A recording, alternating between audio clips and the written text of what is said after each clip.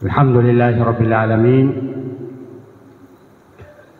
Wassalatu wassalamu ala rasulihil mustafa sallallahu alaihi wasallam wa ala alihi wa ashabihi wa man tabi'ahu bi ihsanin ila yaumiddin. Amma ba'd.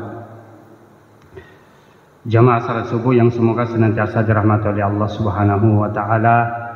Kita memuji dan bersyukur kepada Allah Tabaraka wa Ta'ala atas segala limpahan rahmatnya kepada kita semua, terutama di subuh hari ini. Dengan izin Allah Tabaraka wa Ta'ala kita sama-sama bisa hadir untuk melaksanakan salat subuh secara berjamaah.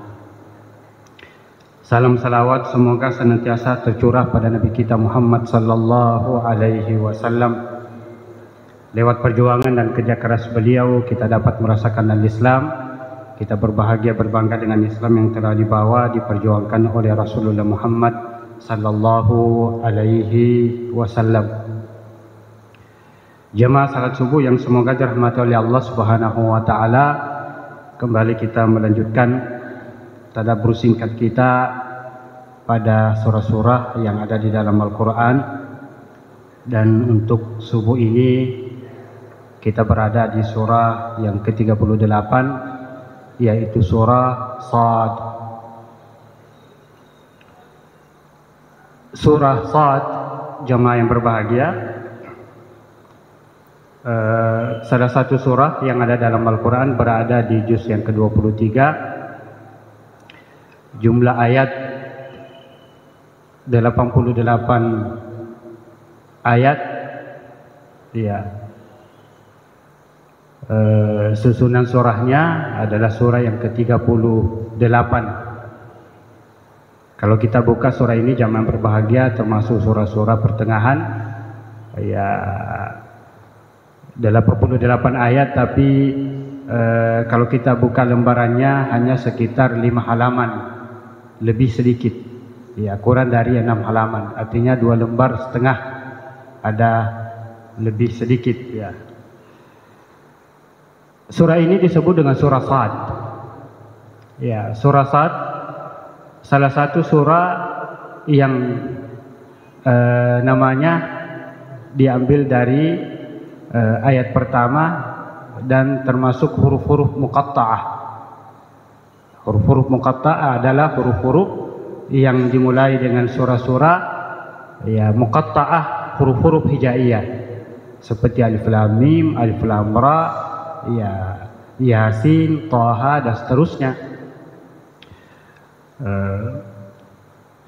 Tema surah ini karena dia termasuk surah-surah Makkiyah, ya, seperti apa yang sering kita sebutkan, ingatkan bahwa tema tentang surah-surah Makkiyah secara umum adalah tentang keimanan, tentang tauhid, tentang akidah, tentang bagaimana mengimani Al-Quran sebagai kitab yang Allah turunkan kepada Rasulullah Muhammad sallallahu alaihi wasallam. Maka di awal surah ini Allah menggambarkan dan meyakinkan kita bahwa Al-Quran itu adalah petunjuk dari Allah Subhanahu wa taala. Walaupun orang-orang kafir Quraisy mengingkari dan tidak mengakui itu, bahkan menuduh Rasulullah sebagai pendusta, pembohong, ya, tukang sihir, dan apa yang dia bawa adalah sihir, bukan kitab dari Tuhannya. Allah Subhanahu wa taala berfirman, a'udzubillahi minasyaitonir rajim. Shad wal Qur'ani dzidzikr. Ya, Shad huruf muqatta seperti ayat-ayat sebelumnya, Yasin, alif lam ra, dan seterusnya. Lalu kemudian Allah bersumpah dengan Al-Qur'an. Wal Qur'ani dzidzikr, demi Al-Quran yang memiliki peringatan-peringatan, demi Al-Quran yang memiliki pembelajaran-pembelajaran.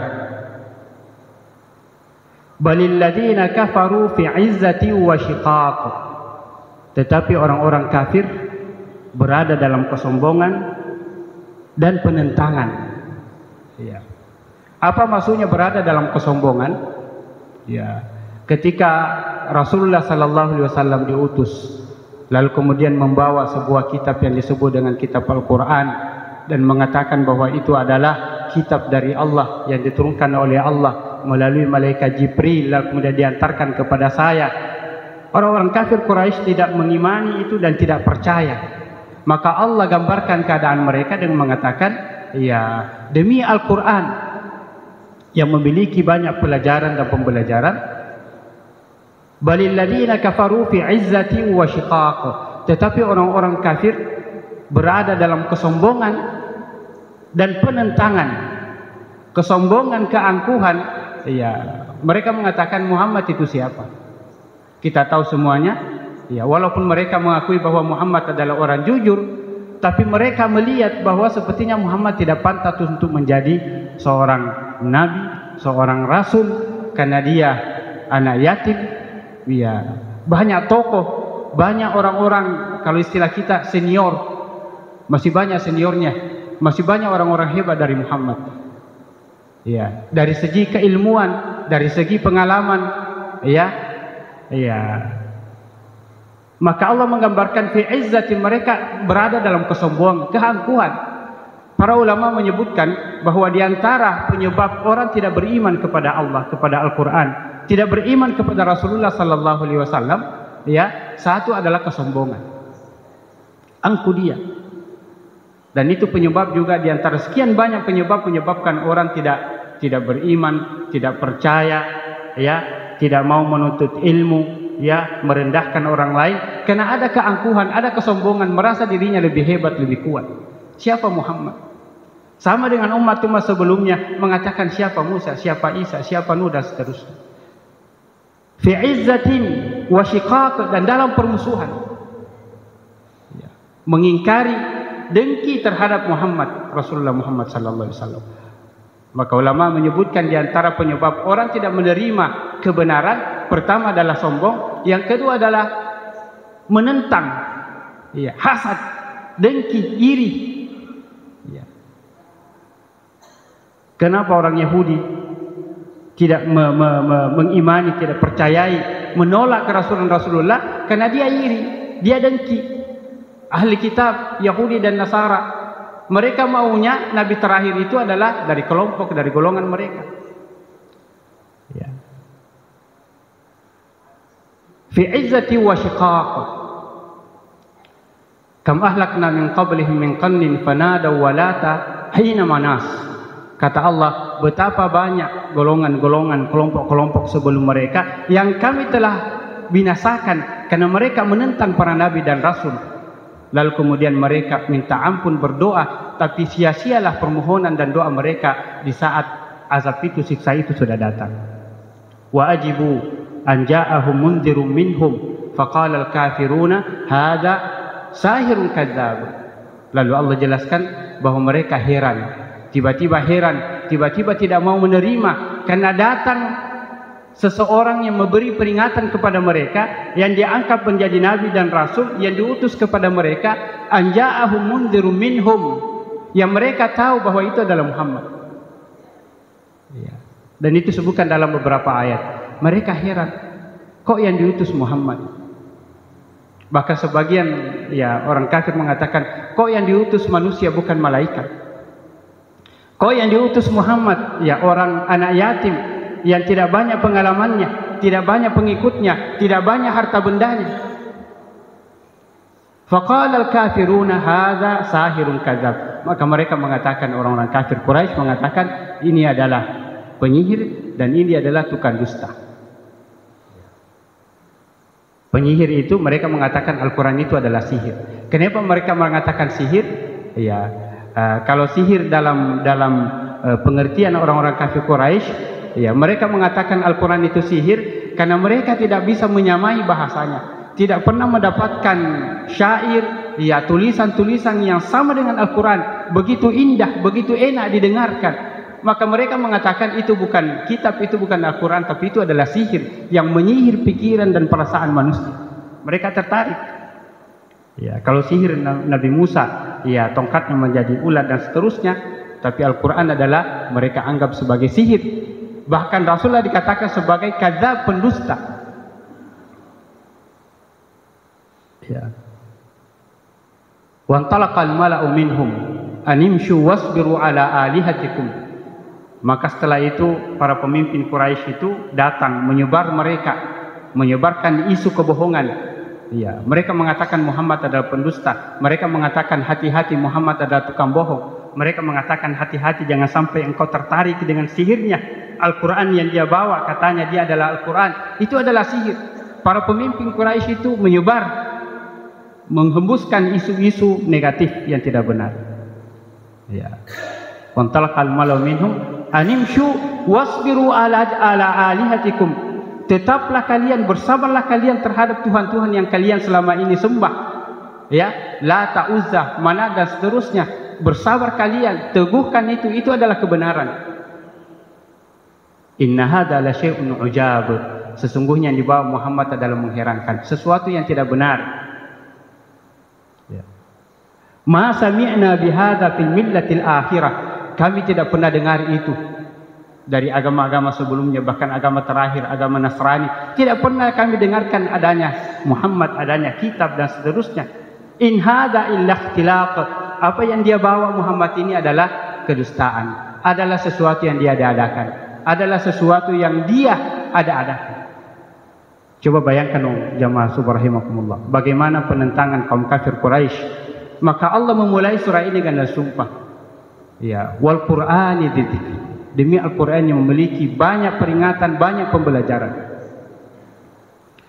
Lalu kemudian jamaah subuh rahimakumullah, setelah Allah menggambarkan penentangan kaum kafir Quraisy, Allah kemudian menghibur nabinya seperti pada surah-surah yang lain, ciri khas surah Makkiyah. Ya, menghibur nabinya agar kuat menghadapi mereka. Bagaimana caranya? Allah kemudian menyebutkan beberapa kisah para nabi secara singkat. Ya. Wadhkur abdana Dawudah, wahai Muhammad.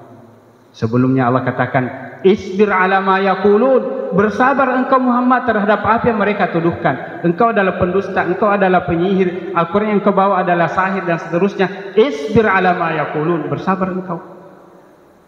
Bahkan kata Allah, wadhkur abdana Dawudah, ingatlah hambaku bagaimana perjuangannya Daud. Yang Allah gambarkan kemudian Daud adalah orang hebat, adalah orang kuat, adalah tokoh yang sangat kuat, tapi tetap mendapatkan penentangan. Lalu kemudian muncullah Sulaiman, anaknya, putranya. Lalu kemudian Allah mengatakan wadhkur abdana Ayyuba, ingatlah hambaku Ayyub, baca sejarahnya, ingat dia, ambil pelajaran darinya, bagaimana ditolak, ya, kaumnya menolak dia, kaumnya menghinakan dia. Lalu kemudian Nabi Ayyub diuji dengan penyakit sampai dia sakit, orang menghindar semua darinya. Ingat mereka Muhammad, ambil pelajaran dari mereka. Coba kita lihat zaman berbahagia bagaimana Allah menghibur Rasulnya. Ya, dan itu pelajaran untuk kita semuanya. Ketika ada masalah, ketika ada persoalan, problematika kehidupan, jangan selalu memikirkan diri, tapi orang di sekitarmu, lihat, perhatikan. Tidak semuanya orang ya berhasil. Ya, banyak orang lebih kurang, lebih tidak hebat dari kita. Penyakitnya lebih besar. Ya, kekurangannya lebih banyak, tantangannya lebih banyak dari kita. Maka seperti itulah Allah mengajari Rasulnya, wahai Muhammad, bersabar atas tuduhan mereka. Lihat perjuangan para nabi sebelumnya. Ingat hambaku Daud, Sulaiman, Ayyub. Bahkan setelahnya Allah mengatakan, wadhkur ibadana, wahai Muhammad, baca pelajaran, pelajari, ingat, baca sejarahnya hamba-hambaku Ibrahim, wa Ishaqa, wa Ya'qub. Nabi Ibrahim, Nabi Ishaq, Nabi Ya'qub, semuanya telah mendapatkan rintangan yang begitu besar. Nabi Ibrahim bagaimana dia dibakar, bukan saja dicelah, diikat, dihina, dibakar, dilemparkan dalam api. Bagaimana Nabi Ishaq, bagaimana Nabi Ya'qub. Bahkan Allah lagi menjelaskan setelahnya, wa Ismaila, wa Ilyasa, wa Dzulkifli kullum minal akhyar. Dan ingat hambaku Ismail, perjuangannya Ismail. Wa Ilyasa itu beda dengan Ilyas. Ada Nabi Ilyas, ada Nabi Ilyasa. Kalau kita nanti baca sejarahnya zaman berbahagia, ya Ilyas itu yang diutus kemudian, lalu kemudian setelahnya Ilyasa. Dan beberapa riwayat mengatakan bahwa Ilyasa itu sebenarnya murid dari Nabi Ilyas. Kata Allah, wahai Muhammad, ingat lagi hambaku, sejarahnya, baca perjuangannya. Ya, hambaku Ismail, bagaimana dia diuji. Wa Ilyasa, Nabi Ilyas, wa Dzulkifli, wa kullum minal akhyar, semuanya itu adalah orang-orang pilihan, termasuk Anda sebagai orang pilihan. Jamaah subuh rahimakumullah,